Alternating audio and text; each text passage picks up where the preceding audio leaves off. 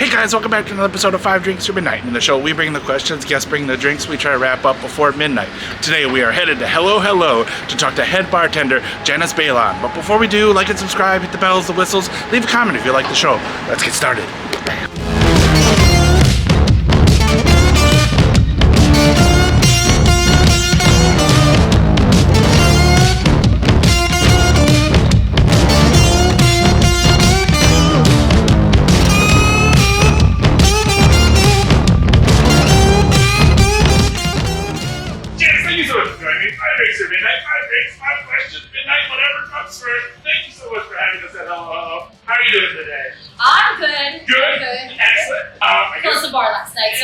You know, we're here. Yeah, and the sun's still out, so yeah, I appreciate your time. I guess, dig right into it. What are we drinking first? We are drinking a staple here out at Hello. It is the Red Bull vodka. Nice. Cheers. Cheers. Goddamn. Also a good staple to kick you off right off the bat after closing the bar last night. So. I actually knew this. What I love about this drink is that we've taken something that's like, we're used to going to dive bars and like knowing, all right, I need something that's going to wake me up and also get me pumped up. And in this case, this is just so refreshing because we do a clarified apple cucumber juice in it. Okay. A little chamomile, some grapefruit acid, Red Bull, of course, and Kettle One. So it is like the most elevated Red Bull vodka you could get. And honestly, I'm mad. I'm mad because that finish that you're getting right now, that like apple cucumber refreshing happiness, that's like really good. I'm sorry. It's so good. Oh, love it. And the fucking mug is just absolutely awesome. Thank you. I know. Buy our friends Red Bull. Yes. they did a really good job on these lovely mugs. Oh, that's awesome. They sponsored? They sponsored. Nice. Yeah. So, you know, Hello is all about bringing the fun back to bars. I mean, but bars are fun. Right. But if you go back into like early 2000s, like we're talking about like your dive bar, like your buttery nipples, your woo-woo-woos, the Red Bull vodka. Yeah. I remember Tic Tac shots, like drop shots. Oh yeah. And my favorite, which was my like introduction cocktail, the Surfers on Acid. Okay, which one is that one? Oh, that was all the terrible things in the 2000s. Okay. That was maybe. Sorry, I mean not terrible, Not just terrible. of that time. Yeah. It was Malibu rum, Okay. Jaeger, Yep. and pineapple juice. Okay. Yeah, and I would do a double of that with a shot of vodka when I went to the club. I know. Wow. Who am I? Exactly. So this is definitely an upgraded version of that era. Alright. Fuck yeah, well yes, very much so. But Very much so. I'm still standing after all those shots. I know. Well, again, I think that ties perfectly into question one, which is our origin story. So, how'd you get started in hospitality? Oh man, I'm Filipino American. So culturally, hospitality is ingrained in our spirit.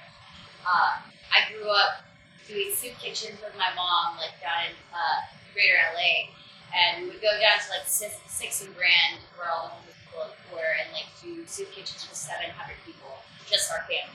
Okay. With like, so I grew up waking up and having to prep at like 4 to 5 a.m. in the morning, pounding garlic on the floor, and just like gives you a sense of a community and be like giving back and like the hard work it takes to feed a community, right?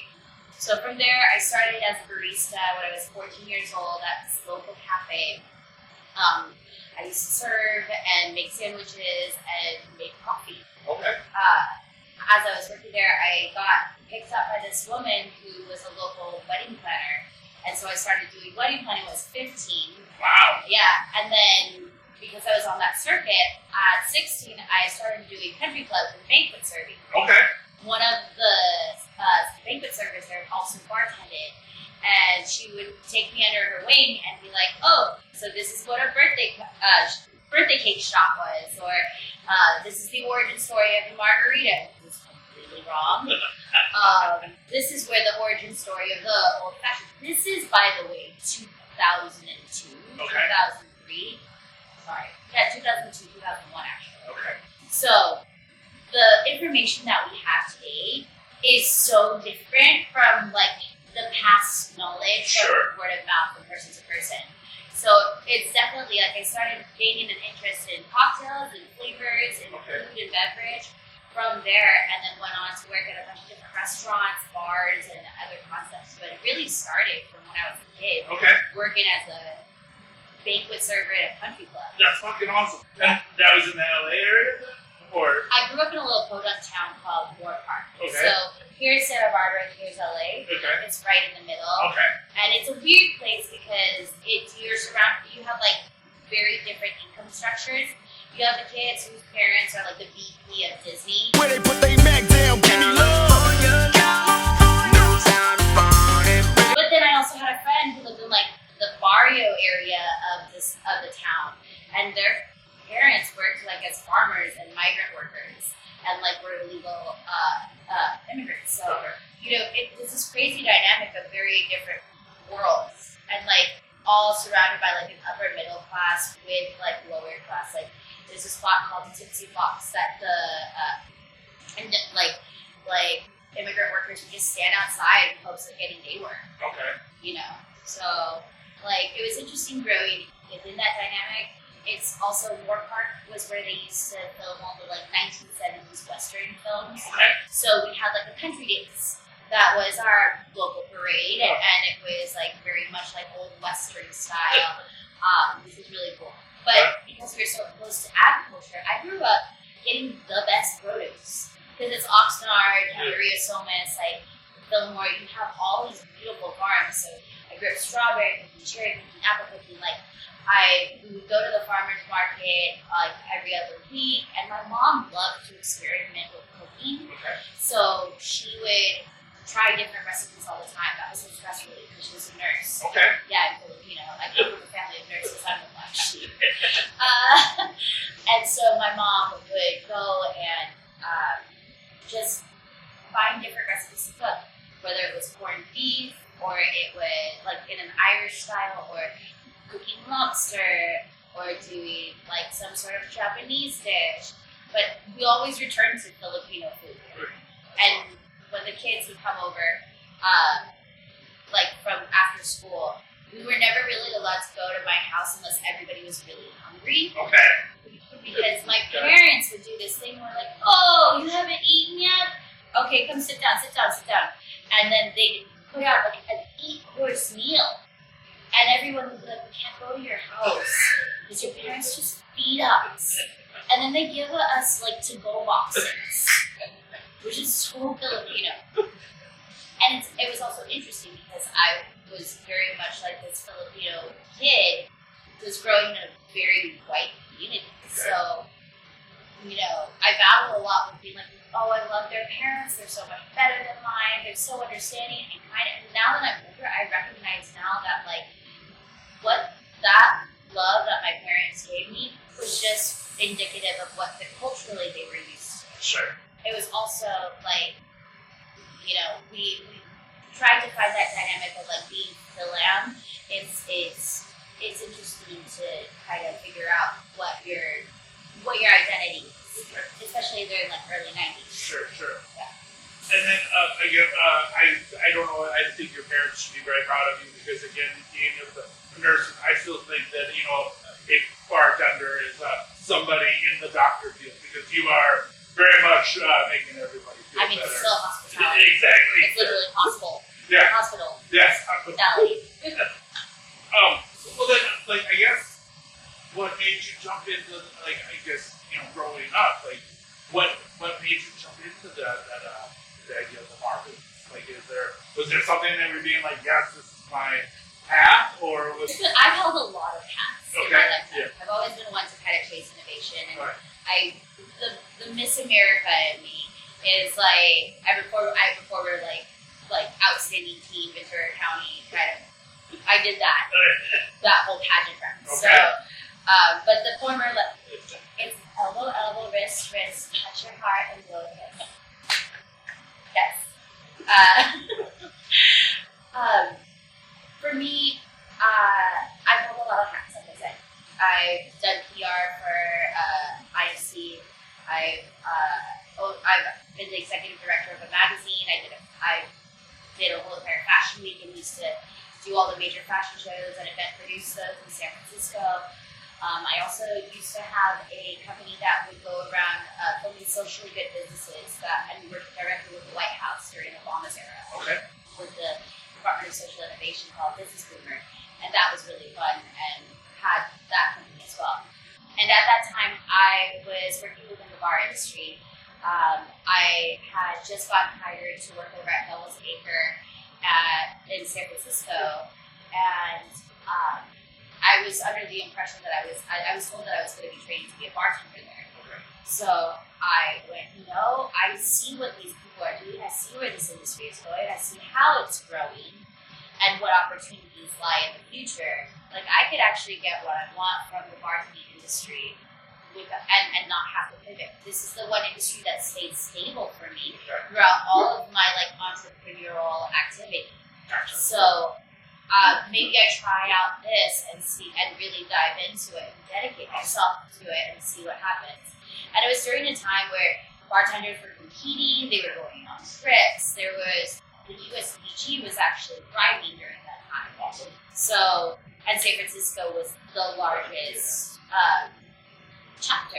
So I joined it, and then it really did open doors for me at that time. Awesome. So the tech world brought you to San Francisco or no? Or? Oh no, I was in entertainment. I was Okay. a singer, dancer, voiceover actress kind of thing in LA. All right. And my parents wanted me to go to nursing school because they said that it was going to be that I could still have a career in entertainment, but then at least I could have a career that would support my hobby. Yep. So I had a good friend of mine that I was working at a restaurant in Santa Monica, and I had a good friend say, "Why don't you move to San Francisco? You could extend your network. You could have all the opportunity there that you have here." Take in mind, I had a fully loaded deck. I had a really great voiceover agent, great dance agent. I was recording at a bunch of different studios, working with a bunch of different producers. I was on the RCA and Interscope radar and doing a lot of stuff for them. Okay. And I was working with another producer who basically made me do all the backup vocals for Vanessa Hudgens and her shows and stuff. Okay. Right, he was her manager at the time. So it's I had this whole entire career. So this was I've never lived anywhere else. It was about to turn 21 at the time. And I said, you know what? I actually live a year in San Francisco. So I moved to San Francisco. I got a job at a club called Slide, which was, and Ruby Sky. And Ruby Sky was on top, Slide was downstairs. It was one of the biggest nightclubs at the time. And anybody in San Francisco will tell you, if they were around during that time, they're like, oh, I remember Slide. I remember Slide, I remember Ruby Sky. All right. So, yeah. All right. I moved from LA to San Francisco in hopes of extending my network. Gotcha. And I was 21 years old. I was working at the hottest nightclub at the time as a VIP cocktail server. And hanging out with Betty LeGrand and Vic Vegeta and all these people and coming into this crazy little tiny space and making more money than any 21-year-old should ever make. It was 2006. It was the second tech boom in San Francisco. And we were making. Yeah. So I partied like crazy. Nice. I knew all of the after hours spots. Nice. I was the person who I worked at Sephora too. Okay. Because I'm that person who has a million jobs at all times. And so I worked. The girls at Sephora, didn't have that much money. Sometimes it did, sometimes it didn't. So I'd be like, hey guys, I got a limo and we're doing bottle service here. We're doing a 3-course dinner and show here. And then we're going to go clubbing here. Don't worry, I got this happen. So my 20s were really fun. You were a good fun. person to know. I was a really fun person to know. I definitely lived it up. There we go. I think that's a fucking awesome origin story. So, cheers.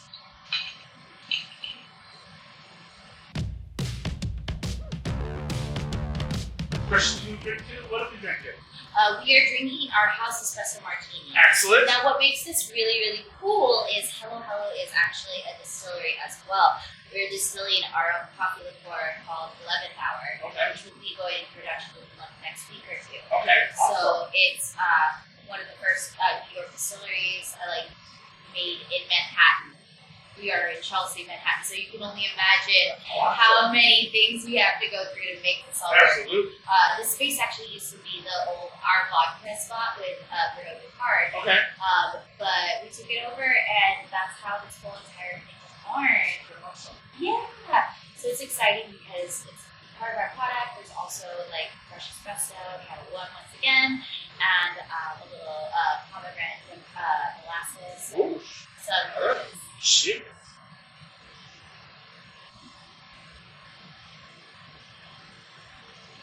Oh yeah, that's fucking delicious. Yeah. It also helps that we put it on nitro. Yeah. So like a Guinness, it gets that like beautiful head on top, and it just Wow.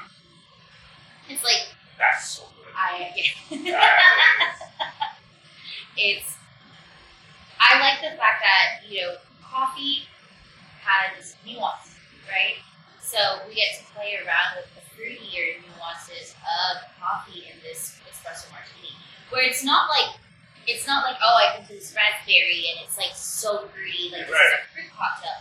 No, it actually emphasizes the coffee that's in there. That's really, Yeah. really nice. That's so fucking delicious. Oh, We're also using Gillies coffee, which I don't know if you know about Gillies.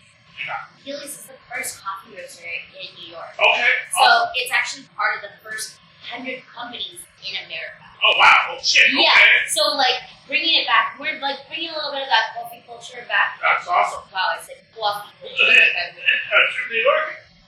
I've only been here a year and a half. Come on.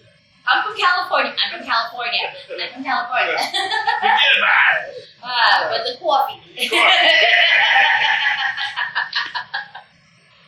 I drink this espresso martini, and all of a sudden it's a coffee. It's coffee. It's coffee talk now. It's coffee talk. Yeah.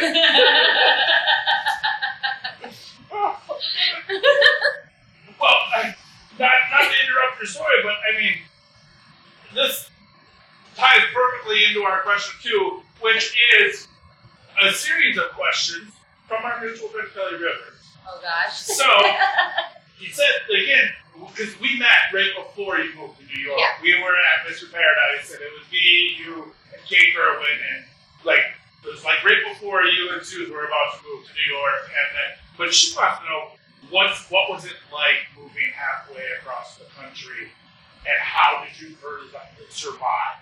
Oh man. I'm really lucky. I'm really lucky, and I'm really blessed to have the friends that I have and the community that I have. Coming to New York, I feel like it was so special. Okay. I've been in San Francisco for 38 years, 39 years. I'm not San Francisco, sorry, California for 38, 39 years. I'm a Californian through and through. Talk to me about produce and I'll give you a whole earful. But moving out here, I remember in 2022, I had come out here after not being here for 8-9 years, just on a visit, on a popover to meet the rest of my family who were traveling in Europe. And I sat at the bar at Mr. Paradise once again. Yeah. God, Mr. Paradise is really good about parking. It is. And I looked over at Mary Palin and I looked at her and said, I think I'm moving to New York. And she looked at me and she goes, bitch, I think I'm moving to New York too. And we're like, okay. All right, awesome. And that just kind of solidified it. With any kind of big move from LA to San Francisco to New York, it's been kind of it's time. Okay. Coming out here, I was really blessed to have a lot of friends.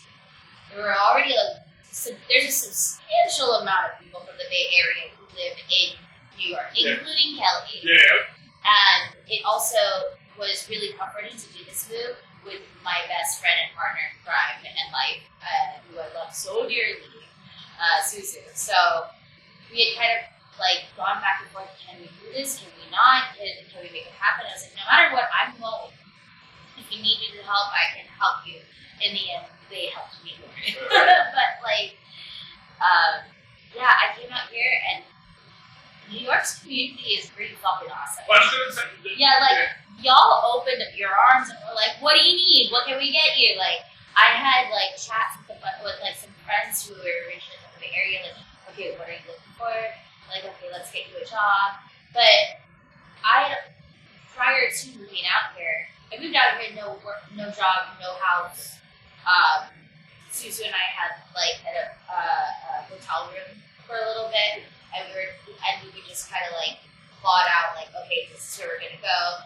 We were using Street Easy to like look up every single apartment we could, and I had been searching for like 6 months prior to us moving out here. Also getting all the advice from all of our friends who were either in San Francisco or New York, like what do I do? What am I looking for? What areas are good for us to move into? We were moving in January, February, because the rents are typically lower then. Nobody wants to move them. Right. But it's also like, because no one wants to move, the market's really easy to like infiltrate. And so we were lucky enough to see a bunch of different places. We had one real estate dude who was like, "Oh, let me show you this place that's not on the market yet," and we looked at it, and that's now over there. Awesome. It was like this is pretty. This is kind of cool. Good. And it helps that it's up the street from Kelly, because I love that woman so hard, like so big. She is one of the biggest hearts and one of my favorite people. And honestly, without her help and Crystal Chassie and Jess and like so many people within this community, we probably wouldn't have had as easy of a coming to this. It also helps that Susan was on a show called Drink Us. And he had worked with a person named Julie Reiner. I don't know if you know her. Like, never heard of her. Yeah, like she owns a couple bars. Oh, good for her. Yeah. So I had reached out beforehand, and Suzu and I had discussed, like, he knows me, like, through and through. He's, again, my best friend in the whole wide world. Yeah. And he was like, I think we could see you maybe at Ladies. And I was like, you know, I'll reach out to Julie, connect the two of you, see what's up. And so we connected, and Julie had emailed me. Basically, like, the moment I got off the plane, I checked my email. There was one from Julie Reiner. Hey, our bar manager just put in their 2 weeks. Would you be interested in interviewing for a position at Leyenda? Oh. And I looked at Suzu, and we're in the hotel room, like, I didn't want to be a bar manager. I've been managing bars for like the last like 6, 8 years, and I was like, you know, I just wanted to come to New York and just be kind of like nobody and kind of figure it out. And the distribution was different. The laws are so incredibly different. There's a lot of things that like intricacies that I still needed to learn. It's like, all right, I said I didn't want to be a bar manager when I came out here first. Like I wanted to give myself a year before actually diving into that. But God, it'd be stupid not to take this interview. Like, I mean, it would be stupid for me not to take this interview, right? Like, I'll just take it. I sat down with Ivy and Julia, and I was like,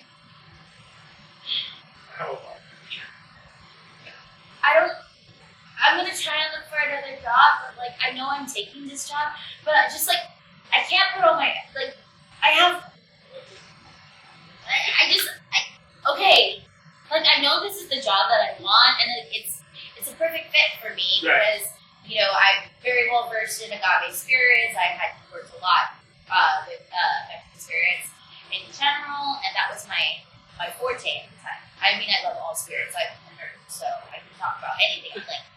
But at that moment, I was like, if I don't take this job, it'll be done. Also, the opportunity to work for 2 powerhouse females like Ivy and Julia, holy shit, like, come on. And then you had Christine and Susan, like, powerhouses, all beautiful, wonderful humans, and know their shit and know what they're doing, and have done some made amazing strides for the bartending community and women within it and beyond, right? So, that's how I kind of, like, got involved with Leyenda. That's awesome. I get it. How can you not say no? Like that? Yeah. Like this. But again, if it wasn't for the fact that New York opened their arms to me and said, "Hey, we accept you, we love you, like let's help you out," like the Don't Pee in My Pants like group chat, which is like over 1,000 plus people, like who live in New York or like about to move to New York. That is such an incredible resource, which I wish we had that in San Francisco. Like the USPG used to be that for us, and now it's like, oh, okay, like we don't that connecting. In every bar community, there needs to be like a connecting force, right? So I'm really thankful for how people were like, hey, meet this person. Hey, meet this person. This person might be looking for a job. This person, like, and then you go onto the chat and there's like an Excel sheet where I can just go boop boop boop boop. Like, wait, what other resources am I supposed to tap into to get a job? Like, but I was really, like I said, I was really blessed and I was really lucky, and it's like moving to New York was really hard because the day that I moved, my grandmother died. Oh shit, so hard. Yeah, so I knew that she was gonna go when I moved, but I also know that she was watching down on me, and that I'm sure that opportunity was part of her. Like, you're supposed to be here. You're supposed to be here, and it's okay to go. Yeah. Wow. So, She's doing that. it's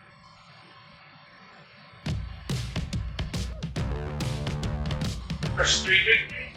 What are we drinking? we are drinking the Porn Star Daiquiri. Fuck yeah. Yeah, it's like I mean, if we're talking 2000s, like mashups, Right. music, let's mash up some cocktails. There we go. Taking two great drinks, a Porn Star martini and a daiquiri, and putting them together. We also use a little sour sop and lemongrass in there too, Oh shit. and Okay. Miller High Life. Excellent. Because, you The know, champagne beers. champagne beers. Cheers. Cheers. Yeah, that's fucking awesome. Wow. I know Luis Hernandez, who's like, I like to call him Mario. Yeah. He actually does all the food and all of the like, drink creation for this menu as head bartender. He helped us kind of join on that. I get to tweak things here and there with him. So, you know, when you start off a place, like you open a place, sometimes it's not always there in the budget to let you be creative prior to. And Luis is such a G when it comes to making cocktails. He's got such an incredible palate. A lot of these cocktails he already like concepted, thought up, and everything. So as a head bartender, you sometimes struggle with like finding, oh, well, what am I really contributing to it? And he's been so incredible about letting me really have a hand in like, okay, how does this taste? Does it taste right? Do we need more acid? Do we need this? And we really bounce off quite a bit off of each other. And I get scared because of the fact that him and I are such nerds, but we're also like, but what if we do this? It's really like kind of get ridiculous in our things. And that's what I love about this business. It's like we have the opportunity to be ridiculous. Yeah. Yes. Yeah. The execution is, it has to be like top tier and like completely finesse and wonderful. But like we can have some fun. Yeah. We can be cheeky about it. All of You haven't unfunded yet. Like that. It's so like we get those the first time here. I like that's a great first impression. I don't even know the guy who got handed and I'd be like, oh, he's that dude. Okay, cool. I mean, we have a lot of tricks up our sleeves. We have a flippin' like what is it? A megaphone behind the bar, which is actually really funny because like all of it is bar service. You don't have any floor service, and so like if you're sitting over in the corner and you walk away from the bar when your drinks are up and ready, I grab the megaphone and I'm like, hey, your drinks are ready at the bar. I have a 4-star daiquiri and it gets to be that moment of cheeky. I'm also not straining my voice when I do that, which is great. Yeah. Alright, so question 3 comes from Janice. Why is building a strong female community not only important to the industry, but important to you? We usually call this our talking shit segment, but we were kind of doing that, but Jess just nailed it. So, like, again, we're going to keep it rolling. So, As somebody who struggled finding their voice in this community and being told that they were good enough to be a server but not a bartender for a lot of their career. wow, okay. Oh yeah. It was the women who had actually been able to break through that really helped pave the way for me to actually become a bartender. And I've been working in clubs and restaurants, bartending, but could never get into a craft cocktail bar. And when I had gotten hired at one, finally I was like, oh, this is my opportunity. Kelly Rivers and I worked at it. And she had taken me under the, I still have my notes of the day from the first day of classes where I came behind the bar and she started spouting off about gin in the 20th century and really started teaching me. And then later on, we found out that one of the managers had said that I would never be a bartender. Even though that was the intention of me coming to that space. Okay. So I think for a very long time, especially when I was coming into this industry, which is like early mid 2000s, it was really hard for me to break through. I'm 40 years old, so I'm not like a young fuck. I see the people now coming up and how strong and incredible they are, and platforms like Speedback really help to bring strong female bartenders to the forefront. Yeah.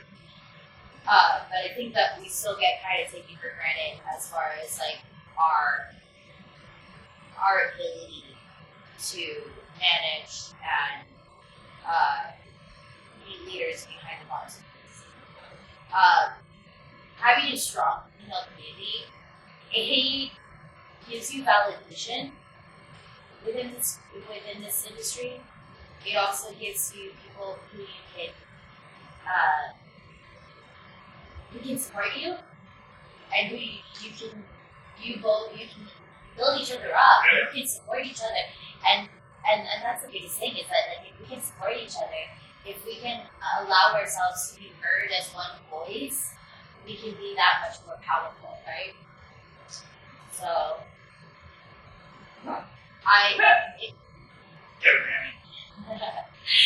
it's never about being divisive against sexes, but more about the camaraderie of the female spirit. I think that we could take for granted for so much in any industry and within just the general society that people constantly underestimate our abilities and try to invalidate what we say, despite the fact that that actually might be the correct path. Okay. And still to this day, like, there are going to be programs and things that feel that they're more male-leaning, that they are more focused on male dominance, and those programs, it's hard to break through. And when you identify it, you question whether or not that's a place for yourself. I think the biggest thing is just like you have to find places that fit who you are. No matter what your sex, your race, or identity, or how you identify. I think that it's really important for people to feel comfortable in the space that they're in. And if you're not, and you don't have the ability to change it, be brave enough to get out. Okay. So I think that's awesome advice. So just a follow-up question to that is, So many followers. I know, they My friends really like to ask a lot of questions. and when I reach out to people and I'm like, do you have any questions? They're like, some people just are like, no, I don't really know. Like, no, probably not. Like, and then like the people that I reached out, not only did they have questions, but they had like a list of questions, which I think is fucking great. Like some people are like very tight-lipped, and then they're like, no, we're not gonna talk like that thing, and then all of a sudden they're like, yeah, let's. I love my friends. I love my friends. Oh, hold on. Like, So Jess also wants to know what karaoke karaoke song would you sing to get your community riled up? To the top of my lungs, what's going on? 100,000,000%. Ask anybody who's heard me sing that song. All right. My favorite moment, I'm at Portland Cocktail Week, like, I want to say 2019. I did the Patron karaoke competition. We landed third place. But they had like an open forum karaoke moment afterwards. I did that song. I still remember what a rock star I felt like. Like, here's the thing. As you know, I have a musical career. Yeah. I've done vocal performances and everything. I've sang in front of 10,000 people. Like, I've sang in front of 1,000,000 people. Literally for like church stuff. But like, that moment at PDX, getting up there and having the whole entire crowd going back and forth, arms in the air as I'm singing "What's Up" and joining me in. Very nice. That was a moment All right. that I will never forget. And there's pictures too, so I'm like, There we go. Question 3. Cheers. cheers. Question 4. Drink 4. What are we drinking? We are drinking the Death by Snooze. Okay. Now I made a reference to one of the first cocktails I actually learned when I was through Kelly Rivers, was the 20th century. This is a riff on the 20th and 19th century. Sure. It's mezcal, a little Pinot de Chirons, white port, cacao, grapefruit oil, acid, and like what? Okay. And mezcal. Oh, That's been cacao wash. oh, Yeah. cheers. Cheers. Again, another one. Wow. I know. This was one of the cocktails that Luis and I got to collaborate on, which is why I'm like, oh, if this is what our brains look like when they work together, we're fucked. Yeah. Like, in the best way possible. Yeah, Like, absolutely. The world can be a dangerous place. Wow, that is. I know. I want to keep drinking it. That is, yeah. That is, like, you don't want to put that down. Like, that is. Fuck, that is so damn good. So that there's a whole barrage of flavors that Yeah. come through, right? Like, you're just like, oh, I got one thing. Wait, there's another thing. Yep. But there's another thing. Keeps going and going and going. But it still stays rooted in the 20th century, Yes, right? yeah, Like, yeah, in the sense, but like in a mezcal like format, yeah, yeah. like that cacao butter like really softens the mezcal.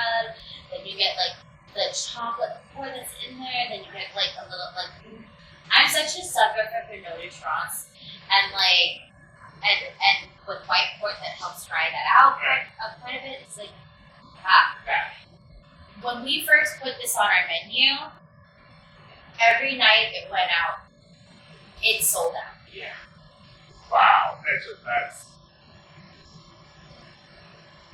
also the fucking glass though too. Just perfect. Oh, that is. We haven't even asked the question and we're halfway down. I know. Who are we, We are Tim? in trouble. I know. All right. Well, let's ask the question. So question 4 of Jonathan Amber. He wants to know, what does the neighborhood bar mean? Oh, I love that. Hey, thanks, Jonathan Adler. That's a great question. A neighborhood bar is any bar that you feel at home. Like it's your third space. Yeah, love that. Right? When we talk about third spaces, we're like work, home, and the place that you go to feel secure and comfort. That can be any space. A neighborhood bar doesn't have to be the local guy. It can actually be like a super high-end cocktail bar where they're throwing dry ice at the wall. Yeah. It's all about the feeling. Okay. And I think that's something that we miss, Yeah. right? We associate neighborhood bars like, oh, that's the dive bar down the street. Right. That's like this place, like that. It's usually the dive bar down the street, Yeah. right? Or the place is close to home. Yeah. But really, your neighborhood bar is a place that you feel the most secure and safe. Okay. And I really think it's important for us to make every bar feel that way. Sure. Right? Like, no matter where you go, you should always feel safe, secure, and like you can have a good time, but not be judged for it. Or be like slightly judged but forgiven in the future. Sure. A neighborhood bar is where you go when you're going through, like, when your landlord's about to kick you out and you're trying to figure out what you're going to do next with your life. Right. The neighborhood bar is where you go when you're celebrating your birthday and you just want to have that last drink and end the night on a good foot. Neighborhood bar is where you go when you break up with your boyfriend, girlfriend, or they live there, wherever. Neighborhood bar is where community gathers. Bars are meant to be public social spaces of congregation, historically and now and forever. They're meant to be the spaces where we meet like-minded people and share. Yeah. So I think that a neighborhood bar has that community built into it. Okay. It doesn't matter whether you're like super high end or you do like a certain style of service. Your service should be to be inclusive. Okay. It should not be. It should not allow anybody to feel like they're not welcome. Okay. Agree. Which I think is inherent in hospitality, but I feel like there's spaces that lose that. Very much so. I agree. Like that you walk into and like, it's a privilege for you to be here. Where I'm not cool enough to be here. Or you're not cool enough to be here. Or like, we're too expensive for you. Or we're too cheap for you. Or you're not wearing the right clothing to fit in this space. And in reality, like, bars should be open, communal spaces that allow people to feel free to be themselves. As long as that's safe, respectful, and like, within legal means. I agree. Do you have a favorite? Like, again, I know, like, we love our own kind of thing, and like, there's so, like, I feel that like there's so many like third place bars, Yeah. like, or your neighborhood bar. Like, I have so many where I just like it's home. Like, I could bottle the smell of certain bars. Like, and do you have favorites? Like, even here in San Francisco or LA, kind of thing. Or, I have so many bars that I call second home. Yeah. They're all second home, really. Like Mr. Paradise, Bar Snack, Sip and Guzzle, Bandits, Do or Dive in Bed-Stuy. Yes. Woo! That is one of my favorite bars to be at. Agreed. Tap bar over in Bed-Stuy. I live in Bed-Stuy. Okay. So they're close enough to home that I can stumble. But even the ones that aren't, like most people would be like, oh, those are craft cocktail bars. It's like, yeah. But the hospitality they give feels like you're walking through a space that was meant, like, you're welcome. Right. And I think that that's something that's really important. You want to feel like you belong. Gotcha. Do you have a drink of choice, like your norm moment of walking into Cheers? Like, what is Janice's? Like, if you walk into one of your favorite spots, what drink is waiting there for you? Is it a shot and beer? Is it like what is your norm drink? Here's the thing. I'm a Cancer. Okay. Yeah, I know. So Hippie new age shit, right? I go by my zodiac sign. But I feel things, and I'm a moody drinker, as I like to tell everybody. I drink for what my mood is. okay. So when it comes to me going to a bar, like if it's a bar that I'm like looking at the back bar, I'm like, all right, I'm not getting the cocktail here. It's a tequila soda pint. Okay. That is my go-to. All right. But like if I go to Sip and Guzzle, I'm always getting the cherry popcorn. Okay. Sorry, cherry colada. Right. If I'm going to Bar Snack, I'm always getting the Dr. Full. And sometimes I'll sneak some alcohol into it. But I like to be sneaky here. Right.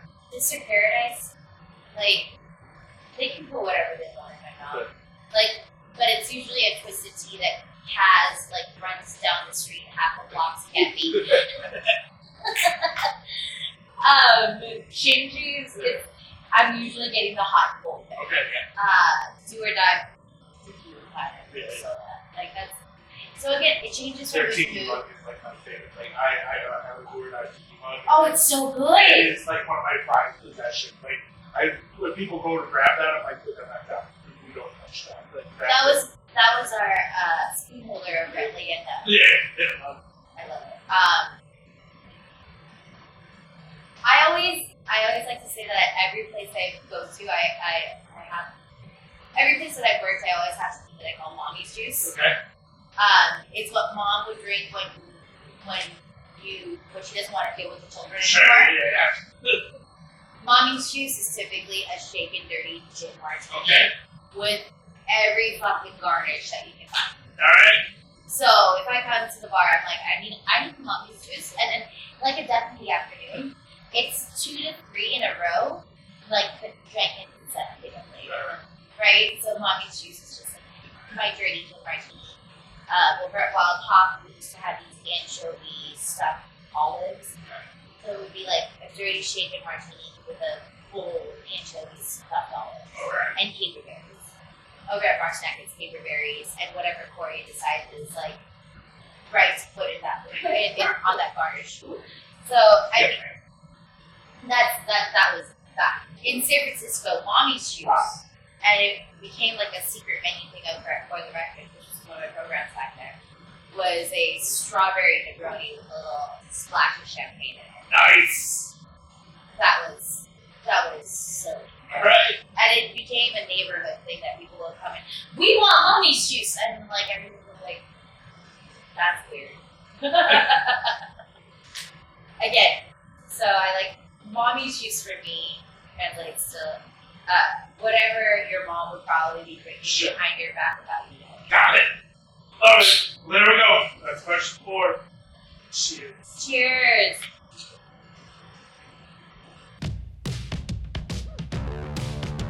Question 5, last drink of the night. What are we? We are drinking a cocktail that I hold very true. Oh, hello. That has been with me for a very long time. It's called the Superstition. Okay. When I think of Filipino culture and karaoke, Superstition by Stevie Wonder is definitely something of a song that comes up usually in karaoke rounds. There is superstition. Writings on the wall. Alongside of the fact that like we're kind of a superstitious people. Yeah. There's a lot of folklore and a lot of things that we do just because we want to prevent any future troubles. Okay. So Superstition is something born out of a pop-up that I do called Disco Filipino. Okay.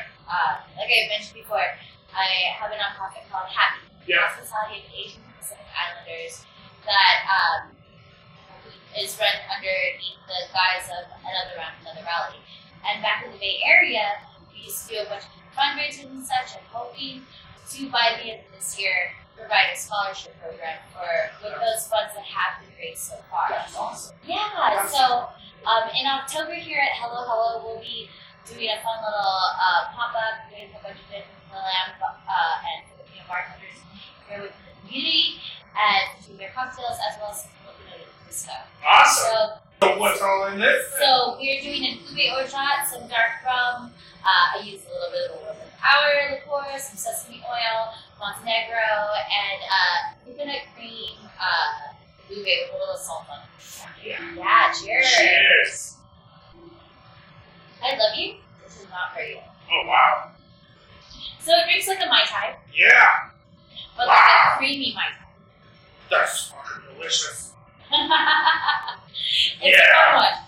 That is so good. Like, yeah. Again, growing up Filipino, but in an American guise, like, for me, creating cocktails, that pay homage to my heritage is really important. It's also really important for me to, like, kind of dispel what we think about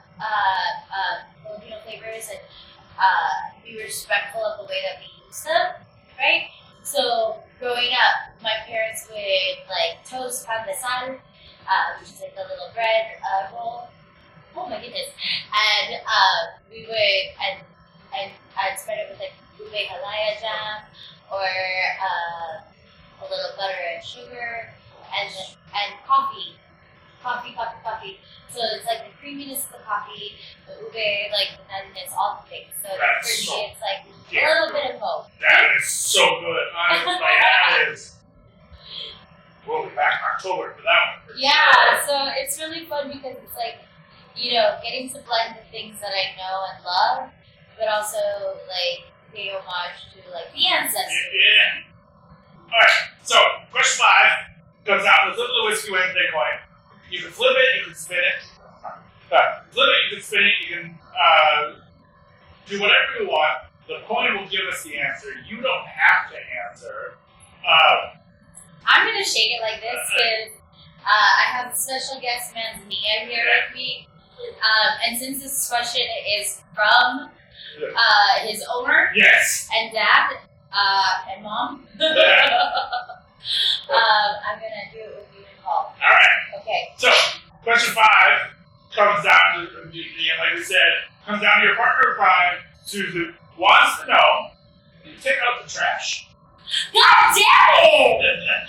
Oh my god! I do see that the trash. Manny see me. Yeah. I do take out the trash. God damn it! He didn't say that. It's so rude. But also look like it's fucked up. So, no, you won't take out the trash. Manny, is that true? I took out the trash earlier this week, but then you filled it. So, yeah, it was. I'm taking it. I'm so angry right now. Someone's getting a phone call after this interview. No one's getting a phone call. Ugh. But now I'm angry. I'm not angry. I'm just. Damn it. I'm on track. Manny, I'm on trash duty for like the next 6 months to a year. And you gotta keep me in line for it, okay? Okay? He's like, you do take out the trash already. He's like, I don't You do understand. take out the trash already, auntie. Like, we already go through this. I don't know why this is even a question. Why is this a question, Suzu? You wanna know? Why is this a question? I'm taking out the trash tonight. There we go. Well, there we go. That is 5 breaks down. 5 questions answered. Oh, you know. Janice, thank you so much for having us out. This has been an amazing experience. I can't wait till we bring together again. So, thank you again. Cheers. Cheers. Thank you for having me here, Tim. What a fucking pleasure. Thank you. Dear Suzu, this is your child. Your child misses you. Misses you more than me taking out the trash. Oh, see? We know that take out the trash. The licks, the kisses. I take out the trash.